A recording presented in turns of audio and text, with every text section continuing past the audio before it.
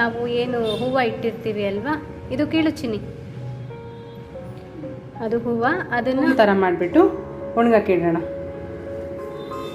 3 ದಿನ ಚೆನ್ನಾಗಿ ಒಣಗಿಸ್ಬಿಡಬೇಕು. ಒಣಗಿಸಿದ್ದಾದಮೇಲೆ ಇದನ್ನು ಪೂಜೆಗೆ ಯೂಸ್ ಮಾಡ್ಕೊಬೋದು. ಎಲ್ರಿಗೂ ಶುಭೋದಯ. ಇದು ನೋಡಿ, ನಾನಿವತ್ತು ಮನೆಯಲ್ಲಿ ನಾವೇನು ದೇವ್ರ ಪೂಜೆಗೆ ಇಟ್ಟಿರ್ತೀವಿ ಅಲ್ವಾ, ಆ ಹೂವನ್ನು ಬಿಸಾಕ್ತೀವಿ. ಆ ಬಿಸಾಕಿರೋ ಹೂದಲ್ಲಿ ನಾನು ಯಾವ ರೀತಿ ಧೂಪದ ಕೋನ್ ಮಾಡೋದು ಅಂದ್ಬಿಟ್ಟು ಇವತ್ತು ತೋರಿಸ್ತಾ ಇದ್ದೀನಿ. ಸುಮಾರು ಜನ ಈ ಥರ ನೋಡಿರ್ತಾರೆ ಯೂಟ್ಯೂಬಲ್ಲಿ, ಫೇಸ್ಬುಕ್ಕಲ್ಲೆಲ್ಲ ಸುಮಾರು ಜನ ಈ ಥರ ಎಲ್ಲ ಮಾಡಿದ್ದಾರೆ. ಸೊ ಯಾರು ನೋಡಿರಲ್ಲ ಅವರು ನೋಡಿ ಕಲ್ತ್ಕೊಳ್ಳಿ. ಇದೇನು ನಾವು ಏನು ಹೂವು ಇಟ್ಟಿರ್ತೀವಿ ಅಲ್ವಾ, ಇದು ಕೀಳು ಚಿನ್ನಿ, ಅದು ಹೂವು. ಅದನ್ನು ಬರೀ ಈ ಥರ ದಳಗಳು ಮಾತ್ರ ನಾವು ಈ ಥರ ಸ್ಟೋರ್ ಮಾಡ್ಕೋಬೇಕು. ಈ ಥರ ಬಿಡಿಸ್ಬಿಟ್ಟು ಇದನ್ನು ಬಿಸಿಲಲ್ಲಿ ಒಣಗೋದಕ್ಕಿಡಬೇಕು. ಯಾವ ಥರ ಒಣಗಬೇಕು ಅಂದರೆ, ನಾವು ಮಿಕ್ಸಿಗೆ ಹಾಕ್ಕೊಂಡ್ರೆ ಅದೆಲ್ಲ ಪುಡಿ ಪುಡಿ ಥರ ಆಗಬೇಕು, ಆ ಥರ ಇದನ್ನು ಇಟ್ಕೊಬೇಕು. ಸೊ ಇದನ್ನು ಒಣಗಿಸ್ಬಿಟ್ಟು 2-3 ದಿನ ಒಣಗಿಸ್ಬೇಕು. ಇದನ್ನು ಚೆನ್ನಾಗಿ ಒಣಕೊಬೇಕು. ಇದು ನೋಡಿ, ಇವತ್ತು ಬೆಳಗ್ಗೆ ನಾನು ಇದನ್ನು ಒಣಗೋದಕ್ಕೆ ಇಟ್ಬಿಟ್ಟು ಹೋಗಿದ್ದು. ಸೌಂಡ್ ಕೇಳಿಸ್ತಾ ಇದೆ, ಈ ಥರ ನರ ನರ ಅನ್ನತ್ತೆ. ಇಷ್ಟು ಒಣಗಿದೆ. ಇನ್ನು 2 ದಿನ ಇದನ್ನು ಹೀಗೆ ಒಣಗಿಸ್ಬೇಕು.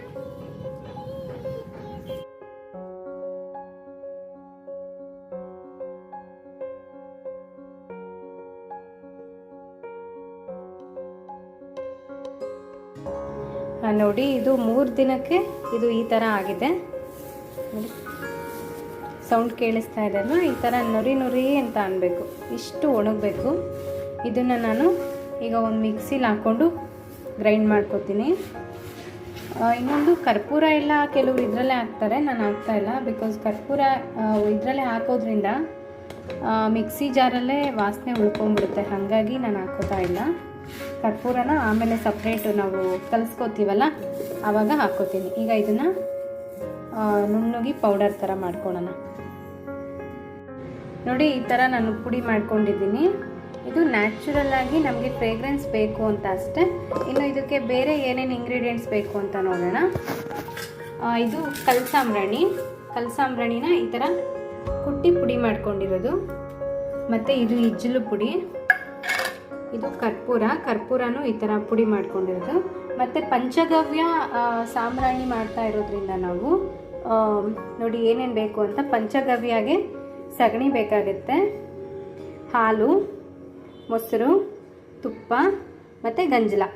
ಇದಿಷ್ಟನ್ನು ಈಗ ಸಗಣಿನಲ್ಲೇ ಎಲ್ಲನೂ ಮಿಕ್ಸ್ ಮಾಡಿಕೊಂಡು ನಾವು ಧೂಪನ ರೆಡಿ ಮಾಡ್ಕೊಬೇಕಾಗತ್ತೆ.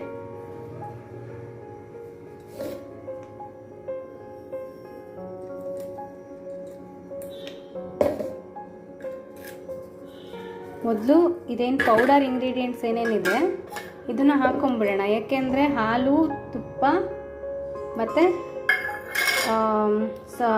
ಹಾಲು, ತುಪ್ಪ ಮತ್ತು ಮೊಸರು ಇದೆಲ್ಲ ಕೊನೆಯಲ್ಲಿ ಹಾಕ್ಕೊಳ್ಳೋಣ. ಗಂಜಲ ಇದೆಲ್ಲ ಯಾಕೆಂದರೆ ಈಗ ಮೊದಲು ಇದು ಡ್ರೈ ಆಗಿ ನಾವು ಮಿಕ್ಸ್ ಮಾಡಿಕೊಂಡ್ರೆ ಇದು ಸಗಣಿ ಇರುತ್ತೆ ಅಲ್ವಾ, ಹಾಗಾಗಿ ಹದ ಗೊತ್ತಾಗಲ್ಲ. ಸೊ ತುಂಬ ತೆಳ್ಳಗೂ ಆಗಿಬಿಡ್ಬೋದು, ತುಂಬ ನೀರಾಗೂ ಆಗಿಬಿಡ್ಬೋದು. ಹಾಗಾಗಿ ಈಗ ಸಗಣಿ ಜೊತೆ ಎಷ್ಟು ಮಿಕ್ಸ್ ಆಗುತ್ತೆ ಅಷ್ಟು ಮಿಕ್ಸ್ ಮಾಡ್ಕೊಂಬಿಡೋಣ. ಆಮೇಲೆ ಬೇಕಾದರೆ ಅದನ್ನೆಲ್ಲ ಮಿಕ್ಸ್ ಮಾಡಿಕೊಂಡು ನೀರು ನಮಗೆ ಎಷ್ಟು ಅಂದರೆ ಈ ಥರ ಉಂಡೆ ಮಾಡೋದಕ್ಕೆ ಎಷ್ಟು ಕನ್ಸಿಸ್ಟೆನ್ಸಿ ಬೇಕು ಹಾಲು ಮತ್ತು ಮೊಸರು ನೋಡ್ಕೊಂಡು ಹಾಕ್ಕೊಳ್ಳೋಣ. ಮತ್ತು ಗಂಜಲ. ಈಗ ಕರ್ಪೂರ ಹಾಕೋತಾ ಇದ್ದೀನಿ.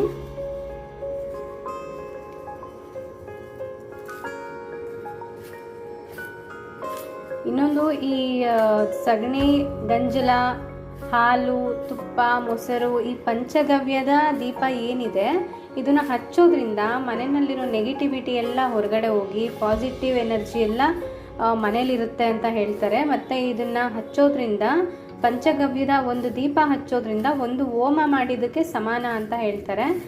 ಸೊ ಆದಷ್ಟು ನೀವು ಏನು ಮಾರ್ಕೆಟಲ್ಲಿ ಕೆಮಿಕಲ್ ಇರೋ ಧೂಪಗಳು, ಕಲರ್ ಮಾಡಿರೋ ಧೂಪಗಳು ಇದೆಲ್ಲ ಇರುತ್ತೆ, ಅದೆಲ್ಲ ಆದಷ್ಟು ಅವಾಯ್ಡ್ ಮಾಡಿ ಈ ಥರ ನಾವು ಮನೆಯಲ್ಲೇ ಮಾಡ್ಕೊಬೋದು. ಅಥವಾ ಪಂಚಗವ್ಯ ದೀಪಗಳೇ ಈಗ ಸಿಗುತ್ತೆ ಧೂಪಗಳು, ಅದನ್ನು ಸಹ ನೀವು ತೊಗೊಂಬಂದು ಮನೇಲಿ ಯೂಸ್ ಮಾಡ್ಬೋದು.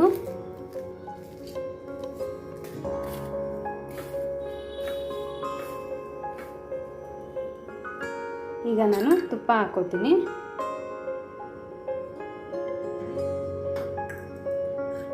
ಸ್ವಲ್ಪ ಗಂಜಲ, ಎಲ್ಲ ಸ್ವಲ್ಪ ಸ್ವಲ್ಪ ಸಾಕು, ಯಾಕೆಂದರೆ ಇರಬೇಕು ಅಂತ ಹಾಕಬೇಕಷ್ಟೆ. ಅದನ್ನೇ ಹಾಕ್ಕೊಂಡು ನಾವು ಅತ್ತಿ ಮಾಡಿಬಿಟ್ರೆ ಅದೆಲ್ಲ ತುಂಬ ನೀರಾಗಿ ಹರ್ಕೊಂಡು ಹೋಗ್ಬಿಡುತ್ತೆ. ಇದು ಮೊಸರು.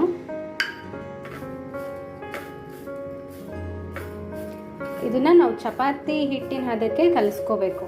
ನಮ್ಗೆ ಈ ಥರ ಉಂಡೆ ಮಾಡಿದ್ರೆ ಉಂಡೆ ಸಿಗಬೇಕು, ಯಾಕೆಂದರೆ ನಾವು ಆಮೇಲೆ ಕೋನ್ ಮಾಡಬೇಕಲ್ವಾ. ಹಾಗಾಗಿ ತುಪ್ಪ ಹಾಕೋತಾ ಇದ್ದೀನಿ.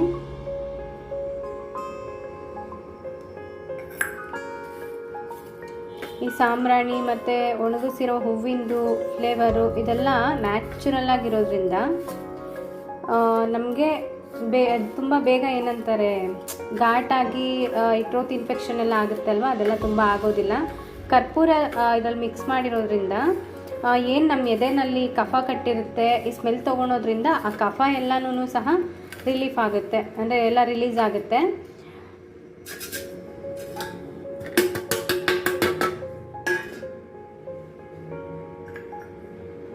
ಸ್ವಲ್ಪ ಗಂಜಲ ಹಾಕ್ಕೊಂಡೆ.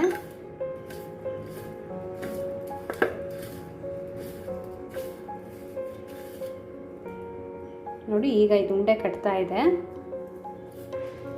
ಈಗ ಇದಕ್ಕೆ ಮಿಕ್ಕಿರೋದು ಹಾಲು ಮತ್ತು ಮೊಸರನ್ನ ಹಾಕ್ಕೊಂಡ್ಬಿಡ್ತೀನಿ. ಚಪಾತಿ ಹಿಟ್ಟಿನ ಹದಕ್ಕೆ ಇದು ಬರಬೇಕು, ಆಗ ಕೋನ್ ಮಾಡೋದಕ್ಕೆ ನಮಗೆ ಈಸಿ ಆಗುತ್ತೆ.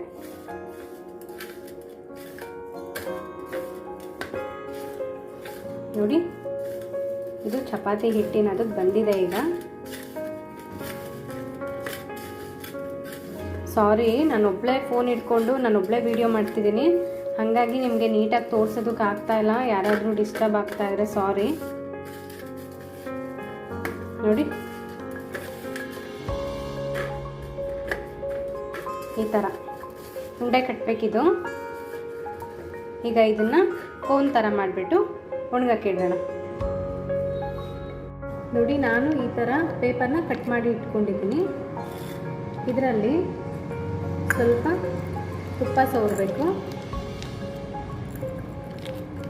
ತುಪ್ಪ ಸವರ್ಬಿಟ್ಟು ಇದನ್ನು ನಾವು ಹಿಂಗೇನು ಪೊಟ್ನ ಕಟ್ತೀವಲ್ಲ ಆ ಥರ ಹಿಂಗೆ ಕಟ್ಬಿಟ್ಟು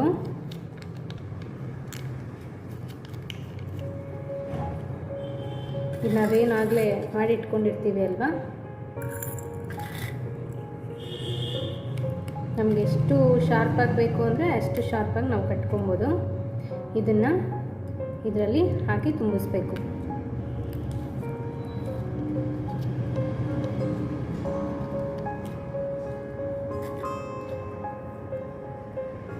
ನಮಗೆ ಎಷ್ಟು ಹೈಟಿಗೆ ಬೇಕು ಅಷ್ಟು ಹೈಟಿಗೆ ಮಾಡ್ಕೊಬೋದು. ನೋಡಿ ಈ ಥರ. ಆಮೇಲೆ ಇದರಲ್ಲಿ ನಾನು ನೀರು ಸೇರಿಸಿಲ್ಲ, ನೀರು ಸೇರಿಸ್ಕೊಬೋದು. ನಾನು ನೀರು ಸೇರಿಸಿಲ್ಲ, ಯಾಕೆಂದರೆ ಹಾಲು ಮೊಸರು ಇದರಲ್ಲೇ ನನಗೆ ಕನ್ಸಿಸ್ಟೆನ್ಸಿ ಓಕೆ ಆಯಿತು, ಹಾಗಾಗಿ ನಾನು ನೀರು ಸೇರಿಸಿಲ್ಲ. ನೋಡಿ ಈ ಥರ ಕೋನ್ ಆಗುತ್ತೆ. ಈಗ ಇದನ್ನೆಲ್ಲ ಒಂದು ಪ್ಲೇಟಲ್ಲಿ ಇಟ್ಕೊಳ್ಳೋಣ. ಎಲ್ಲನೂ ಇದೇ ಥರನೇ ಮಾಡ್ಕೊಂಡು ಹೋಗಬೇಕು. ಮತ್ತು ಈ ಮಿಕ್ಸ್ಚರ್ಗೆ ನಾವು ಗಂಧದ ಪುಡಿ ಅಥವಾ ಚಂದನದ ಟ್ಯಾಬ್ಲೆಟ್ ಬರುತ್ತೆ, ಅದು ಸಹ ಯೂಸ್ ಮಾಡ್ಬೋದು. ಅದೆಲ್ಲ ಗಂಧಿಗೆ ಅಂಗಡಿಗಳಲ್ಲಿ ಸಿಗುತ್ತೆ, ಅದು ಸಹ ಯೂಸ್ ಮಾಡ್ಬೋದು. ಅದು ಯೂಸ್ ಮಾಡಿದ್ರು ಒಳ್ಳೆ ಫ್ಲೇವರ್ ಬರುತ್ತೆ ಅದರಲ್ಲೂ.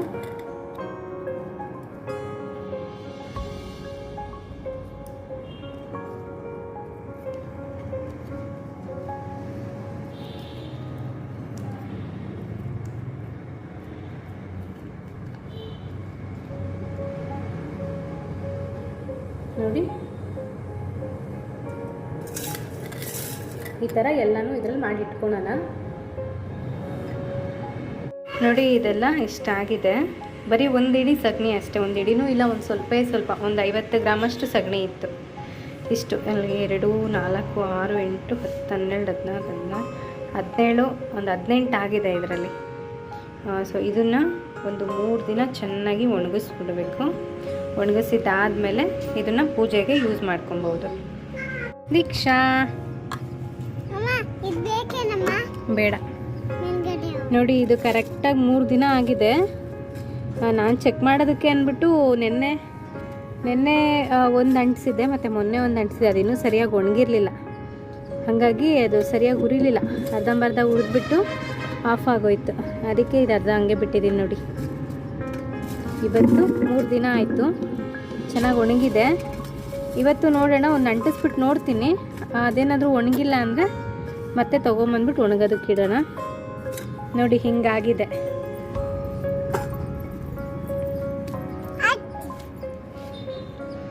ಸನ್ಸೆಟ್ ಎಷ್ಟು ಚೆನ್ನಾಗಿ ಕಾಣಿಸ್ತಾ ಇದೆ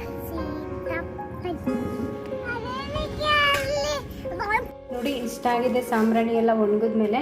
ಇವಾಗ ನಾನೊಂದು ರೆಡಿ ಮಾಡಿ ಇಟ್ಕೊಂಡಿದ್ದೀನಿ. ಇದರಲ್ಲಿ ಸ್ವಲ್ಪ ತುಪ್ಪ ಸವರಿದ್ದೀನಿ. ತುಪ್ಪ ಯಾಕೆ ಸವರಬೇಕು ಅಂತ ಅಂದರೆ, ಇಲ್ಲಿ ಸ್ವಲ್ಪ ತುಪ್ಪ ಸವರಬೇಕು. ಯಾಕೆಂದರೆ ಇದು ಬಂದು ಪಂಚಗವ್ಯದ್ದಾಗಿರುತ್ತೆ. ನಾವು ಸಗಣಿನಲ್ಲೆಲ್ಲ ಮಾಡಿರ್ತೀವಿ ಅಲ್ವಾ, ಸೊ ಅದು ಚೆನ್ನಾಗಿ ಕಿಡಿ ಹತ್ತೋವರೆಗೂ ನಾವು ಸ್ವಲ್ಪ ಚೆನ್ನಾಗಿ ಉರಿಸ್ಬೇಕು. ಉರಿಸಿದಾದ್ಮೇಲೆ ತನ್ಪಾಡಿಗೆ ತಾನು ಹುರ್ಕೊಂಡೋಗುತ್ತೆ. ನಾವು ಮಾರ್ಕೆಟಲ್ಲಿ ತರ್ತೀವಲ್ಲ, ಅದು ಅಂದರೆ ಅದ್ರಲ್ಲಿ ಕೆಮಿಕಲ್ ಎಲ್ಲ ಯೂಸ್ ಮಾಡಿರ್ತಾರೆ. ಹಾಗಾಗಿ ನಾವು ಅದನ್ನು ಒಂದ್ಸಲಿ ಹಚ್ಚಿಬಿಟ್ರೆ ಸಾಕು, ಅದು ಕೊನೆವರೆಗೂ ಉರಿಯುತ್ತೆ. ಬಟ್ ಇದು ಪಂಚಗವ್ಯದ ದೀಪ ಏನಿರುತ್ತೆ, ಸಾಂಬ್ರಾಣಿ ಧೂಪ, ಇದು ಮಾತ್ರ ನಾವು ಸ್ವಲ್ಪ ಚೆನ್ನಾಗಿ ಹತ್ತೋವರೆಗೂ ಅದನ್ನು ನಾವು ಬೆಂಕಿನ ಅದರಲ್ಲಿ ಚೆನ್ನಾಗಿ ಅಂಟಿಸ್ಬಿಟ್ಟು ಆಮೇಲೆ ಬಿಟ್ಬಿಡ್ಬೇಕಾಗತ್ತೆ. ಸ್ವಲ್ಪ ಚೆನ್ನಾಗಿ ಹತ್ಕೊಳೋದಕ್ಕೆ. ನಾವೀಗೇನು ದೀಪಗಳ ಥರ ಎಲ್ಲ ಬರುತ್ತೆ ಅಲ್ವಾ ಇವಾಗೆಲ್ಲ, ಸೊ ಅದರಲ್ಲಿ ಅಂದರೆ ತುಪ್ಪ ಹಾಕ್ಬಿಟ್ಟು ಬತ್ತಿ ಹಾಕ್ಬಿಟ್ಟು ಅಂಟಿಸ್ತಾರೆ. ಆವಾಗ ಅದು ಅಂಟ್ಕೊಂಡು ಉರಿದು ಕೊನೆಗೆ ದೀಪನೂ ಅಂಟ್ಕೊಂಡು ಉರಿಯುತ್ತೆ. ಸೊ ಅದು ಸರಿ ಹೋಗುತ್ತೆ. ಈ ಥರ ನಾವು ಕೋನ್ ಮಾಡ್ಕೊಬೇಕು ಅಂದರೆ ಸ್ವಲ್ಪ ಚೆನ್ನಾಗಿ ಅಂಟ್ಕೊಬೇಕಾಗುತ್ತೆ. ಆಗ ಮಾತ್ರ ಅದು ಸಾಂಬ್ರಾಣಿ ಹೋಗಿ ಪೂರ್ತಿ ನೀಟಾಗಿ ನಮಗೆ ಬರುತ್ತೆ. ಸರಿಯಾಗಿ ಅಂಟ್ಕೊಂಡಿಲ್ಲ, ಇದು ಸ್ವಲ್ಪ ನೀಟಾಗಿ ಹಚ್ತೀನಿ. ಇಲ್ಲ ಕರ್ಪೂರ ಆಗಲಿ ಅಥವಾ ತುಪ್ಪ ಆಗಲಿ ಏನಾದರೂ ಓಕೆ. ಈ ಥರ ಸ್ವಲ್ಪ ಅಂಟಿಸ್ಬಿಟ್ಟು ಆಮೇಲೆ ನೋಡಿ, ಅಟ್ಲೀಸ್ಟ್ ಇಷ್ಟಾದರೂ ನಾವು ಅಂಟಿಸ್ಬೇಕು.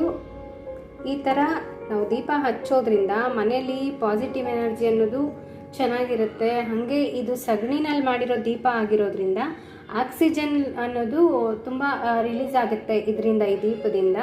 ಮತ್ತು ಇದರಲ್ಲಿ ನಾವು ಕರ್ಪೂರ ಯೂಸ್ ಮಾಡಿರೋದ್ರಿಂದ ಕಫ ಆಗೋದಾಗಲಿ ಅಥವಾ ಏನು ಇನ್ಫೆಕ್ಷನ್ ಆಗೋದಾಗಲಿ ಅದೆಲ್ಲ ಹೋಗ್ಲಾಡಿಸುತ್ತೆ. ಹಾಗೇನೇ ಪಂಚಗವ್ಯ ಅನ್ನೋದು ತುಂಬ ಶ್ರೇಷ್ಠವಾದದ್ದು. ಇದು ಒಂದು ದೀಪ ಹಚ್ಚೋದ್ರಿಂದ ಒಂದು ಹೋಮ ಮಾಡಿದ್ದಕ್ಕೆ ಸಮ ಅಂತ ಹೇಳ್ತಾರೆ. ಸೊ ಈ ಥರ ದೀಪನ ನಾವು ಮನೇಲೇ ಮಾಡ್ಕೊಂಡು ಹಚ್ಚೋದ್ರಿಂದ ನಮಗೂ ಖುಷಿ, ಹಾಗೆಯೇ ಮನೆಗೂ ಒಳ್ಳೆಯದು ಅಂತ ಹೇಳೋದಕ್ಕೆ ಇಷ್ಟಪಡ್ತೀನಿ.